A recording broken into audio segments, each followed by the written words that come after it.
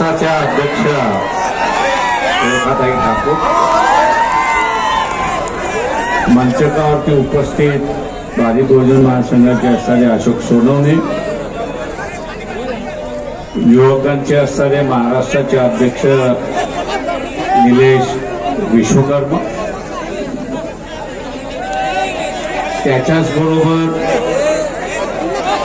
ज्यांनी डॉक्टर उत्तमराव इंगोले यांच्यासाठी माघार घेतली असे असणारे दिगंबर मोरे, त्याच्याच बरोबर भगवान खंदारे, मारुती सोनकांबळे,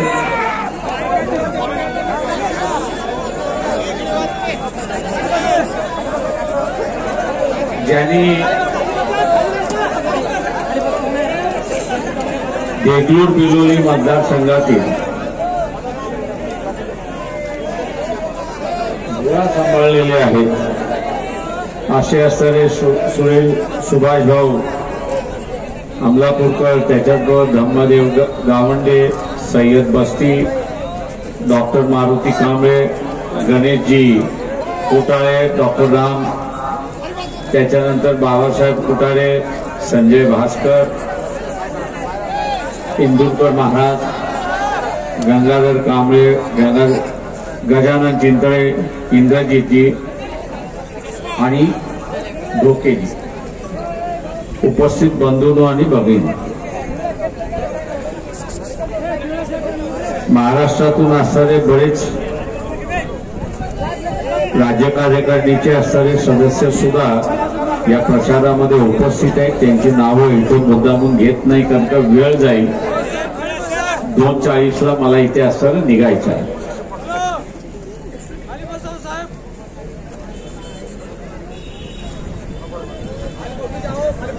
देगलूर असेल, बिलोली असेल, तो नांदेडचा हा मतदार लोकसभेचा मतदारसंघ असेल,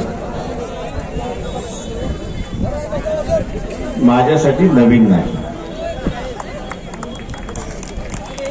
86 साली याच मतदारसंघामध्ये लोकसभेची निवडणूक लढवली होती. अशोकराव तुमच्याच विरोधात मी लढलो होतो.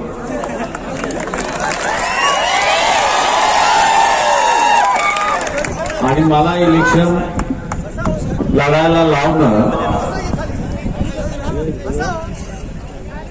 इथल्या असणाऱ्या पाटील मंडळींनीच सांगितलं.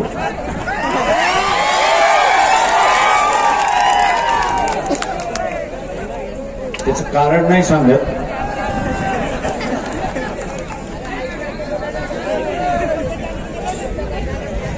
शेतकरी संघटना त्यावेळेस पुढाकार होती.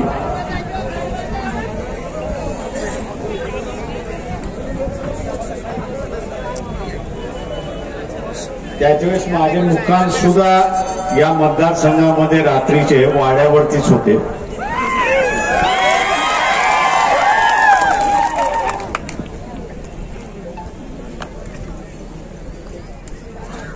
त्यावेळेस सुद्धा गावांगाव आम्ही असताना फिरलो होतो.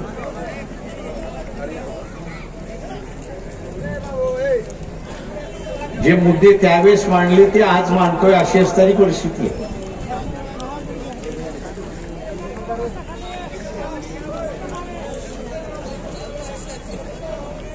शेतकरी संघटनेचे असणारे कार्यकर्ते त्याही वेळेस म्हणत होते की लेंडीचा असणारा प्रकल्प त्या ठिकाणी झाला पाहिजे.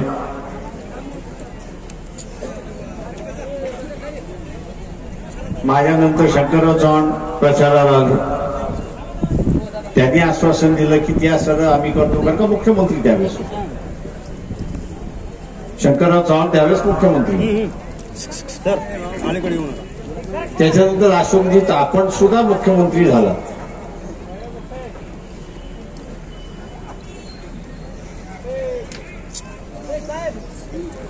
दुर्दैवाने आता सर्व मराठवाड्याचे महाराष्ट्रातले मंत्रिमंडळातले प्रतिनिधी आपण मी दुर्दैव मुद्दा म्हणून म्हणतोय कारण चिखलीकरांनी त्यांना पाडलं. नाही तर लोकसभेचे खासदार असतात. पण ह्या लेंडी प्रकरणाचं झालं काय हे तर सांगा. प्रोजेक्टचं काय झालं काय, ती सुरुवात का होत नाही. आम्ही 86 खाली त्यावेळेस भाषण करायचो की यांना उंबरटे झिजवणारा समूह पाहिजे.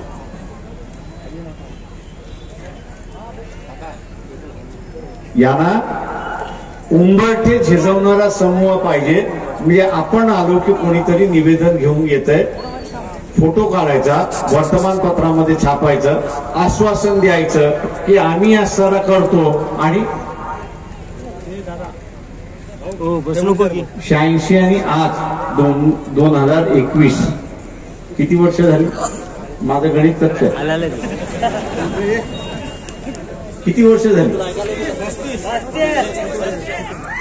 ज्यांच्या जमिनी अधिग्रहण केलं त्यांना पैसे तरी मोबदला तरी मिळाला.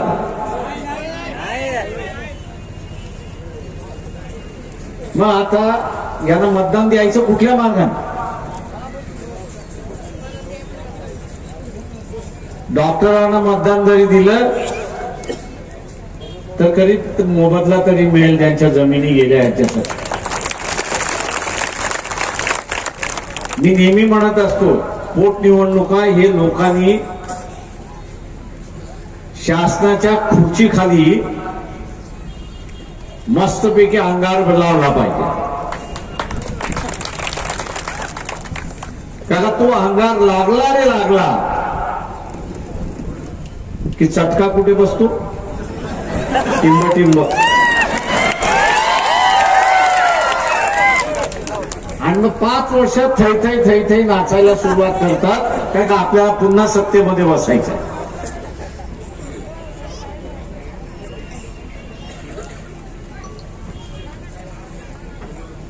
रखडलेले प्रकरण आणि प्रोजेक्ट इथले चालू करून घ्यायचे असतील तर एक लक्षात घ्या, यांना आता सत्ता पाहिजेच.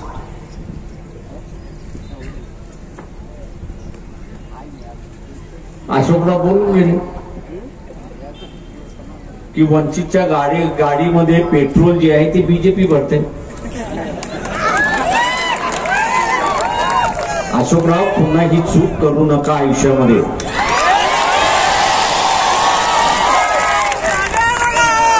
हाच कार्यकर्ता माझ्या पाठी लागलेला आहे की इलेक्शन होऊन जाऊ द्या, आमच्या गाडीमध्ये कुणी पेट्रोल भरलं हे आम्ही हायकोर्टाला विचारतो. हायकोर्टाला विचारतो. आणि अशोक चव्हाणाचं कुठलं प्रकरण नाही, कोणाचा फ्लॅट आहे त्याच्यामध्ये.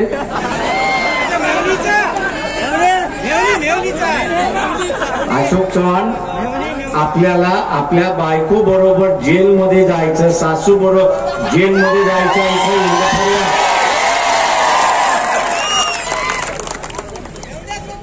एक मोर्चा हायकोर्टावरती गेला, तुम्ही दडवलेली फाईल पुन्हा बाहेर येईल एवढं लक्षात घ्या.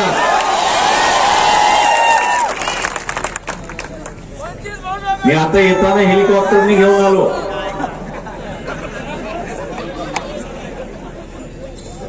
त्याचं भाडं कार्यकर्त्यांनी दिलंय. तेव्हा आता पुन्हा म्हणू नका की हे केवळ हेलिकॉप्टर सुद्धा बीजेपीने दिलंय. नाही तर यांचा मोर्चाचा कार्यक्रम पक्का होईल.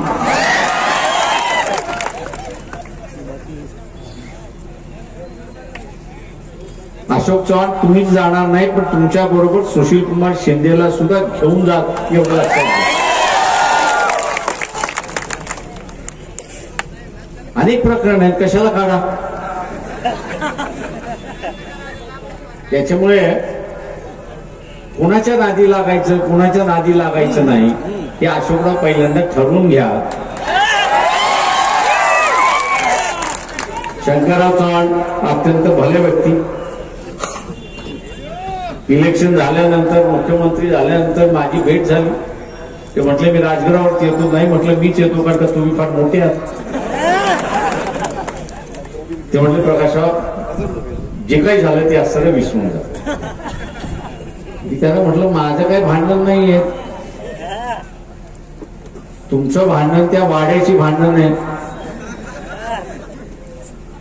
वाड्यानेच मला सांगितलं की तुम्ही उभे राहा, नाही तर मी नांदेडला कशाला उभा राहा. माझा मतदारसंघ वेगळा आहे. ते म्हटले प्रकाशराव जे काय आहे ते तुमच्या मनात ठेवा, बाहेर येऊ देऊ नका. शंकररावांना मी शब्द दिला की माझ्याकडून कधीच तो उल्लेख होणार नाही, आणि म्हणून मी म्हटलं की का लढलो हे कारण सांगणार नाही. भले व्यक्ती, अनेक जणांचं त्यांच्याबद्दल गैरसमज मतभेद असतील, पण माझे संबंध फार चांगले होते.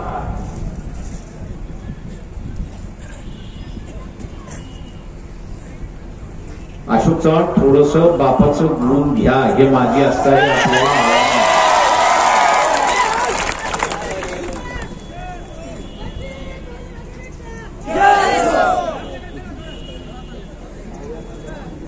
आणि म्हणून इलेक्शन होऊन जाईल, कदाचित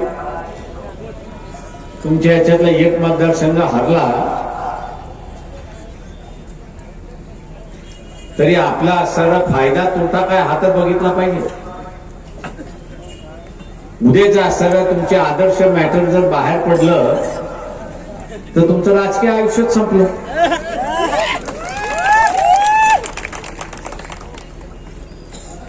का कोर्टाच्या जेलच्याच वाऱ्या, दुसऱ्या काय आहे त्याच्यामध्ये. काँग्रेसचे चिदंबरम आहेत, त्यांची असणारी अवस्था आपण बघतो. त्याच्यामुळे इलेक्शन म्हणून लढा अशी माझी असणारी आपल्याला आव्हान.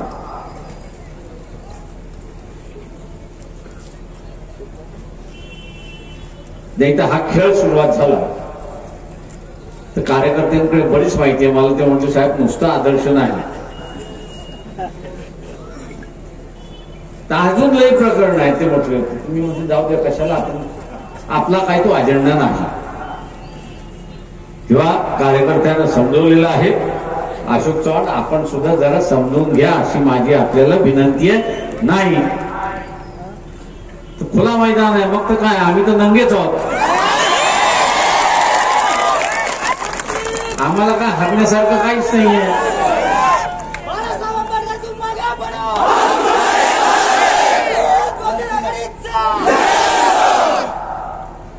बीजेपी वाल्यांनी प्रयत्न केला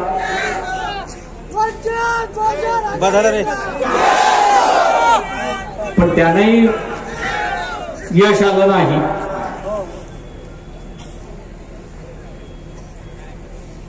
आज असं या मतदारसंघात बीजेपीची दयनीय अवस्था आपल्याला दिसते.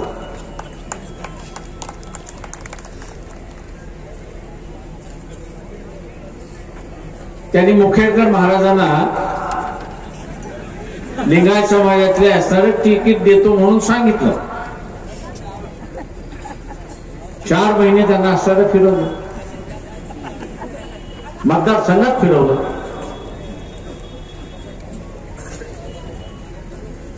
या महाराजांना मी भेटलेलो आहे.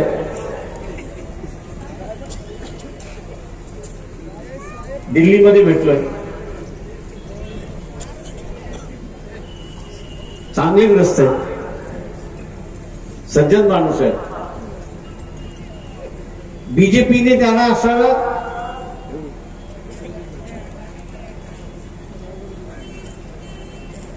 मतदारसंघात फिरवलं.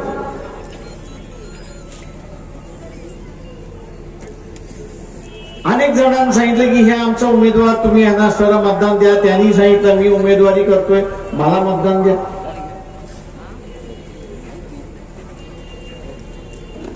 आता या मुखेडकर महाराजांना गावोगाव फिरवल्यानंतर आता ते या मतदारसंघात फिरू शकतात का?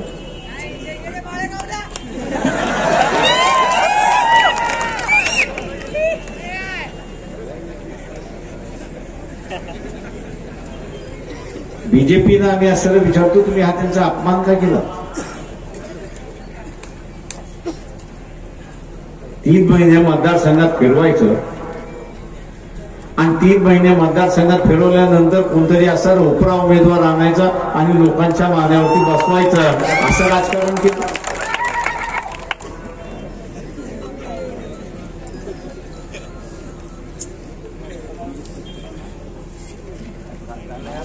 नाकारलं का हा त्याच्यातला महत्वाचा भाग.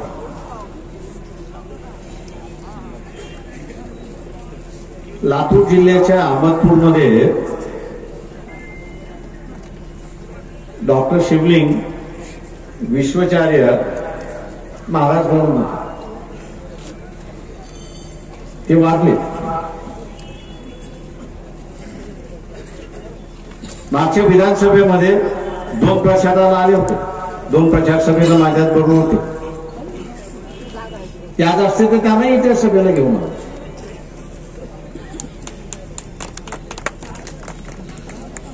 त्यांची एक मागणी किंवा इथे असणारे जे कोण विश्वेश्वरांना मानते त्यांची असणारी एक मागणी आहे. 2 तट आहेत ह्याची मला जाणीव आहे. एक जण असं म्हणते की विश्वेश्वरांचा जो विचार आहे त्याला एक असावं धार्मिक अधिष्ठान असावं, त्याला एक नाव असावं. आणि एक जण म्हणतोय की तो संप्रदाय आहे, तो संप्रदायाला. बीजेपीला भीती वाटायला लागली की आपण असणारा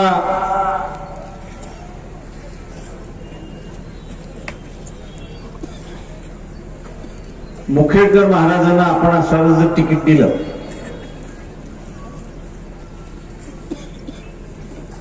आणि उद्या ते निवडून आले आणि निवडून येऊन त्यांनी विधानसभेमध्ये हा जर प्रश्न मांडला तर आपल्या असणाऱ्या अख्ख्या हिंदुत्वाची असणारी वाट लागेल. हिंदूंचा असणारा वापर करून मुसलमानांच्या विरोधातला प्रचार करून आपण मतं घेतोय.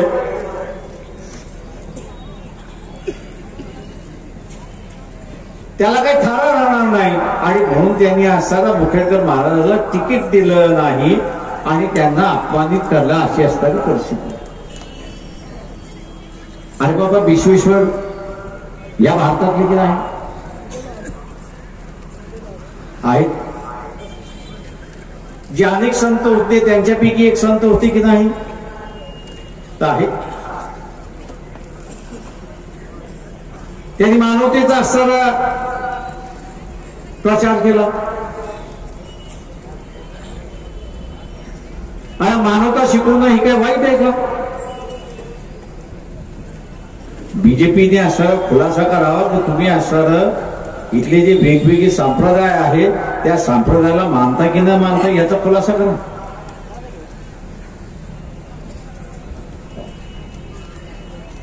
या संप्रदायाला मानता की न मानता याचा असणारा खुलासा करा.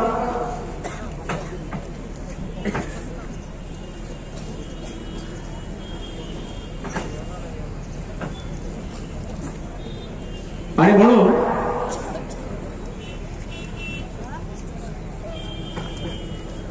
महात्मा विश्वेश्वर यांचा एक संप्रदाय आहे हे जोपर्यंत बीजेपी वाले मान्य करत नाही तोपर्यंत महात्मा विश्वेश्वर मानणारा जो वर्ग आहे त्याला मी असं आवाहन करणार आहे की बीजेपी पासून बाजूला व्हा. जिथे जायचे ते मताचं राजकारण आहे, मान्य माल त्याच्यावर. इथे अनेक संप्रदाय आणि अशीच फाटाफूट असणारा बीजेपी करणार आहे.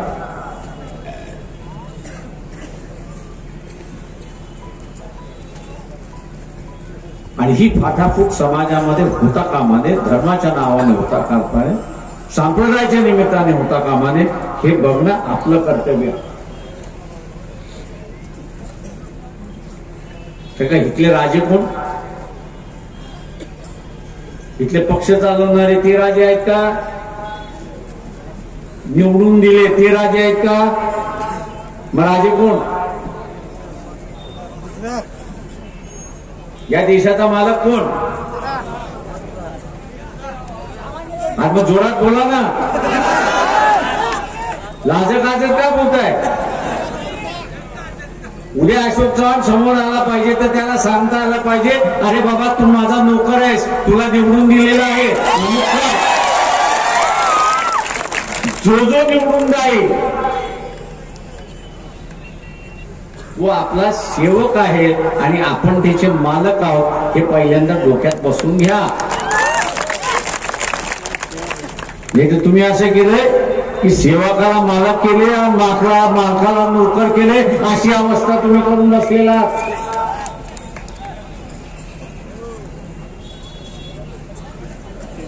उद्यापासून खेळापत वाटायला सुरुवात होईल. महात्मा गांधीची खेळापत वाटायला सुरुवात होईल.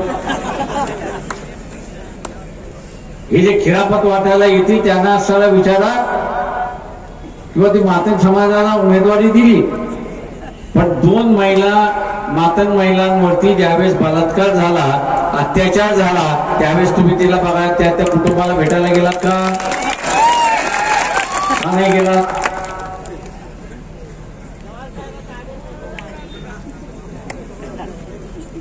तो तरी गेला का?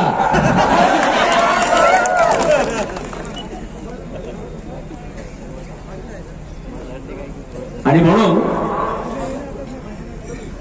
जे इलेक्शनच्या वेळेस येतात त्यांच्यापासून आपण सावध राहिलं पाहिजे. फारुख अहमद आहे, इतर आहेत, यांनी एनआरसीचा आणि सीएचा सर्व उल्लेख केला. या जिल्ह्यातल्या एका तरी काँग्रेसवाल्याने, मुस्लिम काँग्रेसवाला म्हणत नाही, नॉन मुस्लिम काँग्रेसवाला जो आहे त्यांनी या एनआरसी आणि सीएच्या विरोधात एक स्टेटमेंट काढलं असेल नांदेड जिल्ह्यामधलं सांगावं. एक स्टेटमेंट काढलेलं असणार मला सांग. 2 दिवस प्रचाराला राहिलेत. अशोक चव्हाणाला सुद्धा माझं आव्हान आहे की काँग्रेसच्या CWC मधला जे काँग्रेस वर्किंग कमिटीच्या सगळ्यात मोठी बॉडी आहे, त्यांनी एनआरसीच्या विरोधात ठराव घेतलेला हा दाखवून द्यावा. मी त्या सगळ्या मुसलमानांना विचारतो, ज्या काँग्रेस पक्षाचा असताना एनआरसी आणि सीएचा अजेंडा नाही, कोरोना आला म्हणून वाचला, इथला मुसलमान कोरोना आला म्हणून वाचलाय. अमित शहा आजही म्हणतो नाही कोरोना जाऊ द्या, एनआरसी आणि सीए आणणारच. आसाम मधले ज्या मुसलमानाला किंवा तिथला असणारा आदिवासाला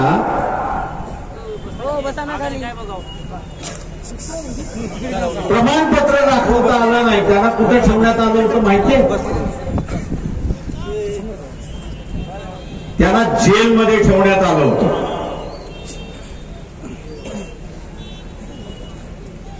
आणि एकूण एक मुसलमानाच्या मोबाईलवरती ती बातमी आहे. मी इथल्या मुसलमानांना विचारतो की सुप्रीम कोर्टाने सांगितलं की 5% आरक्षण मुसलमानाला दिलेलं कायदेशीर. तुम्ही काँग्रेसवाल्याला सेक्युलर म्हणतात. हे मंत्रिमंडळात काँग्रेसवाले आहेत की नाही? आणि या मंत्रिमंडळात काँग्रेसवाले आहेत तर मग त्यांनी 5% आरक्षण का नाही लागू केलं? त्याला थोडासा विचार ना, 5% आरक्षण तुम्ही लागू का नाही केलं?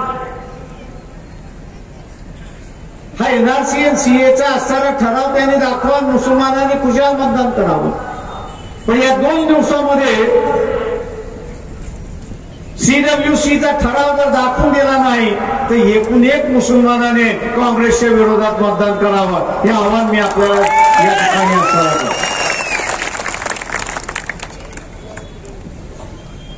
मुसलमानाशी बोलायचं झालं की तो म्हणतो माझा सुरक्षितेचा प्रश्न फार मोठा आहे. मान्य आहे मला. बजरंग दल असेल, अमुक असेल, हे असेल, दाढी कापून, अमुक कापून, माणसं कापून असुरक्षित करतात, याच्याबद्दल दुमत नाही.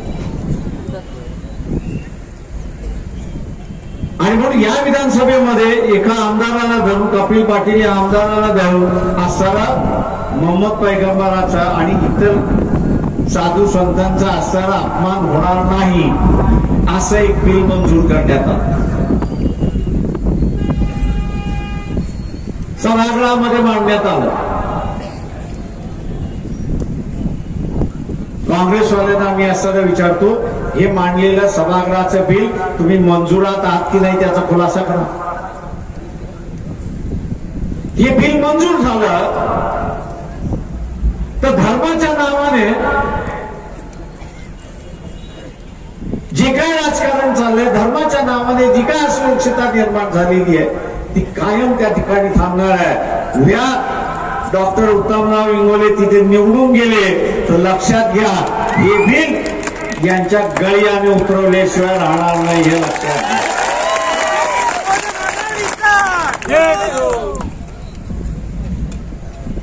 आणि म्हणून मुसलमानांना आव्हान आहे की डॉक्टर उत्तम इंगोलेंना जाऊ द्या, विधानसभेमध्ये निवडून जाऊ द्या, 5% आरक्षण मंजूर केल्याशिवाय राहणार नाही. कारण का कोर्टानेच म्हटलेलं आहे की शिक्षण क्षेत्रामध्ये यांचा सरळ न्याय आहे, अशी परिस्थिती आहे.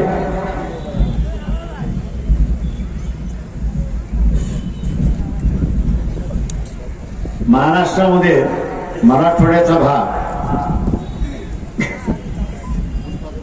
हा निजामकडून आलेला आहे. सवलती ह्या ज्या आहेत ह्या 35चा कायदा ज्यावेळेस झाला, 1935चा कायदा झाला, त्या 35च्या कायद्याच्या वेळची घटना. 1935 साली जे ट्रायबल आहेत, म्हणजे आदिवासी आहेत, एससी आहेत आणि इतर मागासवर्गीय आहेत, त्यांच्या याद्या तयार. इथे मुन्नेवाडलो आणि कोळी समाज आहे.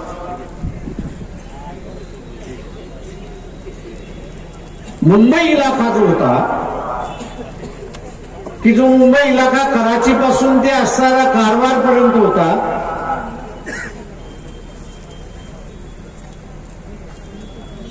त्यामध्ये समुद्र किनारी राहणारा जो कोळी आहे तो आदिवासी म्हणून मान्य केला.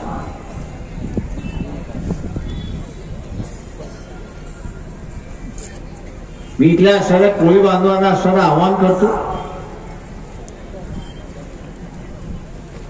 की आपली बाजू व्यवस्थित मांडल्या गेलेली नाही. निजामच्या यादीमध्ये जे आदिवासी होते,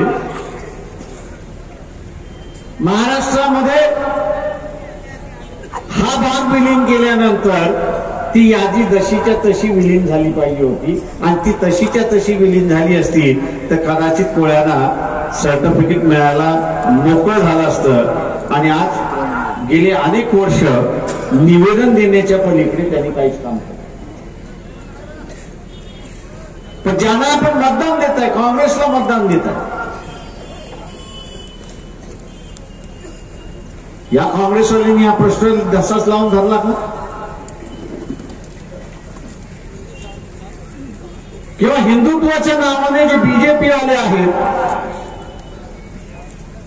वाल्मिकीने रामायण लिहिलं आणि वाल्मिकी एक कोळी समाजाचा आहे असा प्रचार करत, भ्रमनिराश करत आपली मतं घेतली. यांनी सुद्धा सत्तेवरती आल्यानंतर काय केलं तर काहीच नाही.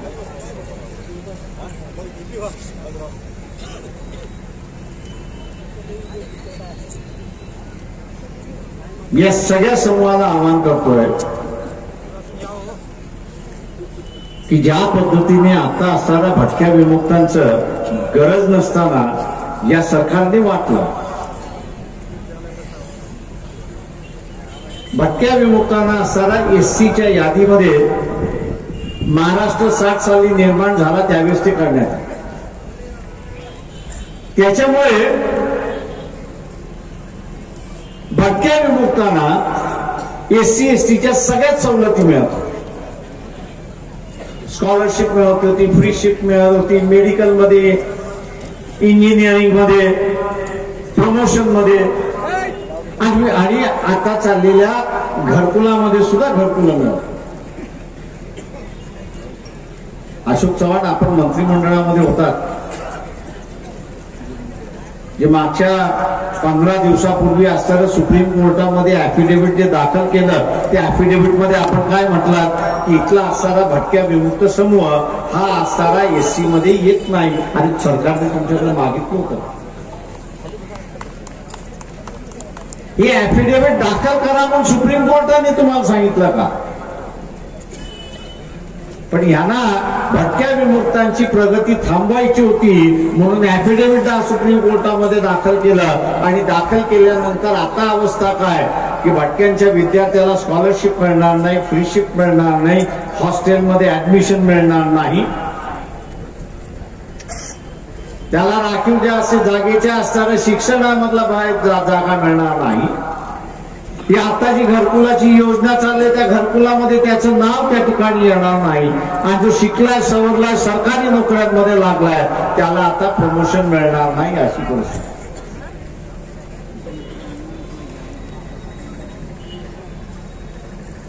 आणि तरीही आम्ही असणारं जे सरकार आम्हाला असणारं उद्ध्वस्त करायला निघालेलं आहे त्याच पक्षाला आम्ही असणारं मतदान करणार असू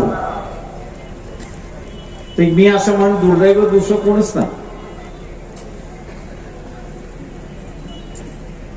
आणि म्हणून मी सुरुवातीला म्हणालो की इथले मालक आपण आहोत.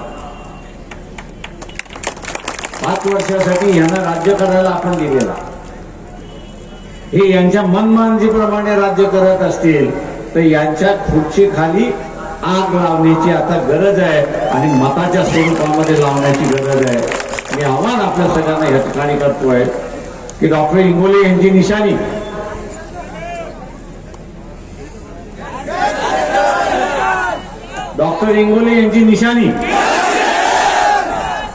मी इथल्या सगळ्या आंबेडकरवाद्यांना असताना आवाहन करतोय पुन्हा किनवट घडवण्याची संधी आहे.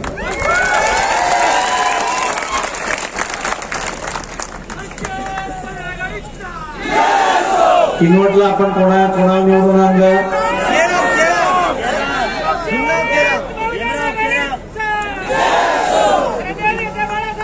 दुर्दैवाने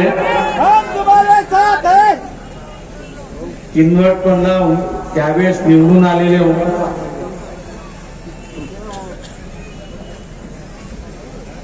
ते आपल्यासारखेच होते.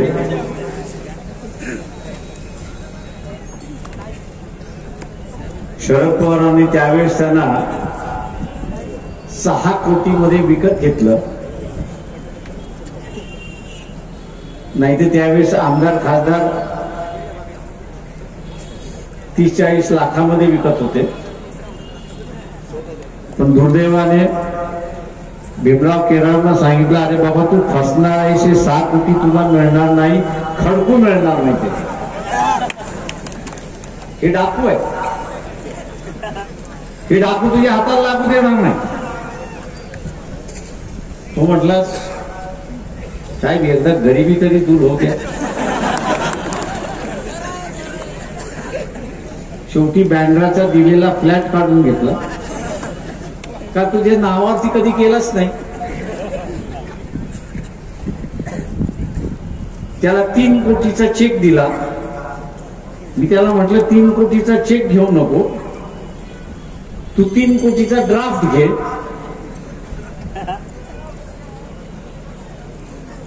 किती जणांना चेक आणि ड्राफ्ट ह्याच्यामधला फरक माहिती आहे? हातवरती करा. जे अंड्याला माहितीच नाही त्या कॅटेगरी मधला आपला भीमराव केराळ. त्याला समजावून सांगत होतो अरे बाबा ड्राफ्ट म्हणजे बँकेमध्ये तुझ्या नावाने पैसे पडले, ज्या दिवशी ड्राफ्ट दिसेल त्या दिवशी तुला पैसे मिळतील. चेक म्हणजे तू दाखल केल्यानंतर तो वटायला जाईल, तो वटायला गेल्यानंतर ज्यांनी दिलाय त्याला विचारलं जाईल की तू हा चेक दिलाय का. उद्या त्यांनी म्हटलं मी हा चेक दिलेला नाही तर म्हटणार नाही. म्हटलं ही अशी फसवेगिरी करण्याची परिस्थिती आहे, त्याच्यामुळे सांभाळून राहा. पण जसं त्यावेळेसचे काँग्रेसवाले तोडण्यामध्ये इंटरेस्टेड होते, तशा रीतीने आमच्या बरोबर असणारे काही जण सुद्धा भीमराव केराम जावा याही मताचे असणारे. मी नावं घेत नाही, जाऊ द्या, पण आता होणार नाही हे आपण लक्षात घ्या.